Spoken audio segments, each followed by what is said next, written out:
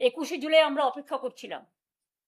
যারা বেঈমান আমরা কবেই জানিয়েছি পুলিশকে, 14ই জুন সম্ভবত।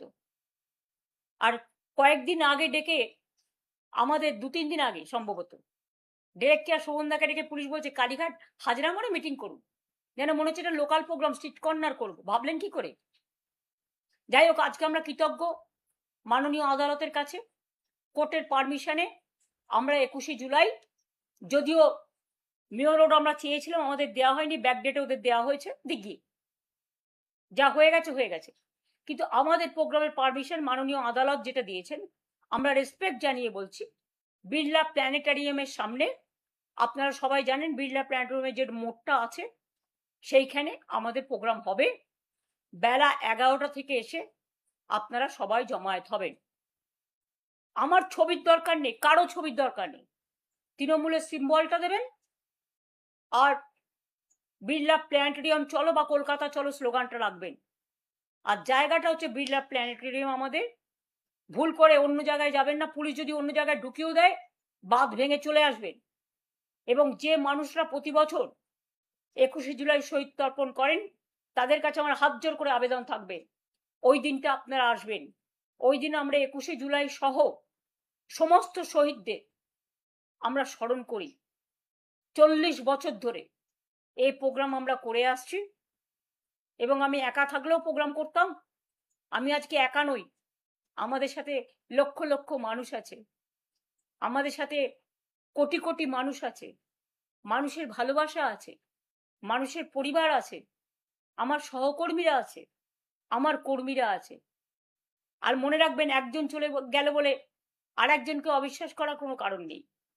যারা ছিল তারা থাকবে, এই মানসিক শক্তি তাদের দিন, তাদের ভুল বুঝবেন না। হয়তো কেউ কেউ প্রশ্ন করছেন এবার কে না, এটা ঠিক করেছিল 15 দিন আগেই, এটা মাথায় রাখবেন। যারা থাকার তারা থাকবে, যারা যাবার তারা যাবে। সুতরাং আমরা এটা লড়ে নেব। একজন তৃণমূল কংগ্রেসকে কেউ লাগেজ ব্যাগেজ প্যাকেজের ভয় দেখিয়ে নিলেও লক্ষ তৃণমূল কংগ্রেস তৈরি করব।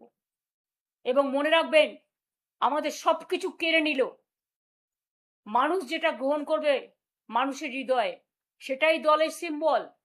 আর সেটা আমি গলায় বেঁধে ঘুরে বেড়াবো। আমি দেখব নামও থাকবে না, নিশানাও থাকবে না। ভয় ইন ভরসা আউট কতদিন চলে? এই অত্যাচার কতদিন চলে? যে মেয়েটি ধর্ষিতা হয়ে খুন হয়েছে বারুইপুরে, তার মার একটা স্টেটমেন্ট আমি গতকাল দেখছিলাম। তিনি বলছিলেন এরপরে কি প্রতিবাদীরা প্রতিবাদ করবে না? তাহলে আমার মেয়ে খুন হওয়ার পরে যারা প্রতিবাদ করেছিল তাদের আপনারা সব জেলে ধরে নিয়ে যাচ্ছেন, যারা দোষ করলো তাদের টাকা দিয়ে ক্ষতিপূরণ দিচ্ছে, বিচার হলো না। তাহলে কি প্রতিবাদীরা রাস্তায় নামবে না? ভয় পাবেন না মা, প্রতিবাদ তো হচ্ছে, প্রতিবাদ হবেও। আমরা সবাই আছি আপনাদের পরিবারের সাথে। আজ পর্যন্ত প্রায়, যেটা আমি ইউটিউবে দেখেছি, ডিজিটালে দেখেছি, বিভিন্ন সংবাদ মাধ্যমে দেখেছি, সংবাদ মাধ্যম তো আজকাল খবর দেয় না, গদি মিডিয়া ন্যারেটিভ আর নেগেটিভ করেই চলছে। টিআরপি তো এখন আর নেই, মানুষ দেখে না, টিআরপির যুগটাই চলে গেছে। সুতরাং এখন বিজেপি চলছে টিআরপির বদলে, ওদের কথায় বিশ্বাস করে কোনো লাভ নেই। আমি আপনাদের বলেছি যখনই আমার কিছু জানানোর হবে আমি ফেসবুক লাইভে বলবো। এবং তাই আজকে 21শে জুলাইয়ের স্থান, জায়গা, সময় আবার আপনাদের একবার জানাচ্ছি। মাননীয় আদালতের রায়, এই সরকার আমাদের পারমিশন দেয়নি, মাননীয় আদালতের রায় বিড়লা প্ল্যানেটোরিয়ামে 11টা থেকে জমায়েত হবেন। সভা আমরা 3টে পর্যন্ত চালাবো। শহীদ পরিবারদেরও বলবো দয়া করে আসবেন। আমি জানি এরা হয়তো ডেকোরেটরকে ভয় দেখাবে, মাইক ম্যানকে ভয় দেখাবে, আমি বলবো এটা না করতে। প্রশাসন যেন নিরপেক্ষভাবে কাজ করেন, এটুকু আমাদের অনুরোধ থাকবে। আর তারপরেও যদি মনে করেন এটাও করবেন, তাহলে জেনে রাখবেন আমরা কিন্তু খালি গলাতেও বক্তৃতা দিতে পারি, তার আয়োজনও আমরা করে রাখবো। দরকার হলে রিক্সায় দাঁড়িয়েও মিটিং হবে, ঠেলা গাড়িতে দাঁড়িয়েও মিটিং হবে, হকারদের ভ্যানে দাঁড়িয়েও মিটিং হবে। মিটিং আমরা যখন বলেছি করব, এবং করব। এবং আগের দিন আমি নিজে গিয়ে জায়গা দেখতে যাব, এবং প্রতিবার আমি 20শে জুলাই সন্ধ্যেবেলায় দেখতে যাই, সেরকম দেখতে যাব। আশা করি পুলিশ সহযোগিতা করবেন, আর ওখানে যেন বিজেপির লুম্পেনরা বা বিজেপির সেটিং পার্টিরা কোন রকম আমাদের শান্ত মিটিংকে অশান্ত করতে না পারে, এর দায়িত্ব প্রশাসনকে নিতে হবে। আগাম অনুরোধ করছি।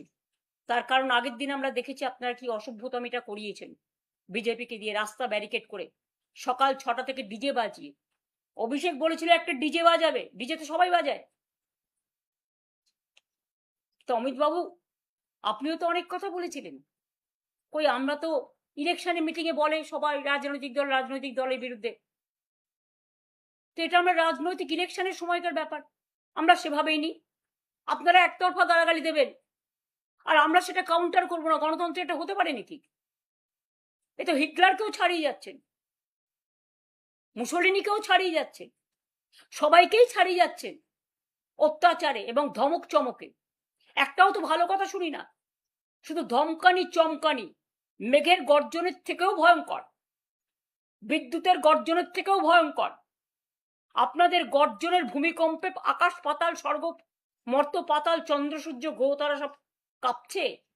আকাশটা কালো মেঘে ছেয়ে গেছে। একবার নিজেদের দিকে তাকিয়ে দেখুন, আয়নায় নিজেদের মুখ দেখুন। কত কীর্তি করে বসে আছেন। সবার কীর্তি ফাঁস করবেন, ভয় দেখাবেন? নিজেদের কীর্তিও তো একদিন বেরোবে। আমরা ভদ্রতা করে বদল চাই, বদলা নয় বলেছিলাম। আর আপনাদের এখন বলছি, ক্ষমা করবেন। যা আপনারা করছেন এর যোগ্য জবাব আমি দেব না, মানুষ আপনাদের দেবে। এই সত্য আমি বিশ্বাস করি।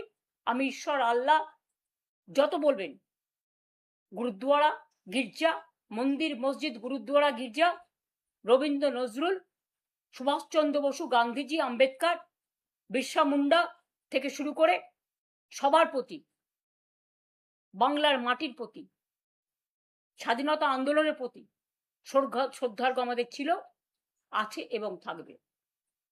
তাই বলবো, এটা আমাদের সংস্কৃতি। বাংলার সংস্কৃতি আজকে অপসংস্কৃতিতে যাতে পরিণত না হয়। অলরেডি 2 মাসে হয়ে গেছে। বাংলাটা চলে গেছে কিছু অসামাজিক লোকের হাতে, কিছু লুম্পেনদের হাতে। আপনারা ক্ষমতায় এসছেন, ভালো কথা, জোর করে, তো ভালো করে কাজ করুন না মানুষের জন্য। কনস্ট্রাকটিভ কোঅপারেশন তো আমরা করতেই পারি, কিন্তু মনে রাখবেন, একতরফা আপনারা অত্যাচার করবেন, দুরাচার হিসেবে আবির্ভূত হবেন, দুর্যোধন দুঃশাসন হিসেবে আবির্ভূত হবেন, আর আমরা মুখটি বন্ধ করে লুকোপ্লাস্টার লাগিয়ে বসে থাকবো। এটা তো হয় না। প্রত্যেকটা every action has a reaction. হয়তো অনেক মানুষ ভয়ে এখনো ভীত হয়ে আছেন, আপনাদের আরো কিছুটা সময় দিচ্ছেন, কিন্তু একদিন কিন্তু মানুষ মুখ খুলবে। সেদিনের জন্য অপেক্ষা করুন। ভালো থাকবেন, সুস্থ থাকবেন। সবাইকে আমার শুভকামনা জানাই, আবার অভিনন্দন জানাই। আপনারা আমাকে সুযোগটা দিয়েছেন 2 কথা আপনাদের কাছে বলবার জন্য। অনেক কৃতজ্ঞতা, ধন্যবাদ, নমস্কার, সালাম, জোহার এবং দণ্ডবতে। সকলে ভালো থাকুন, সুস্থ থাকুন, সুন্দর থাকবেন। জয় হিন্দ, বন্দে মাতরম, জয় বাংলা। তৃণমূল কংগ্রেস জিন্দাবাদ।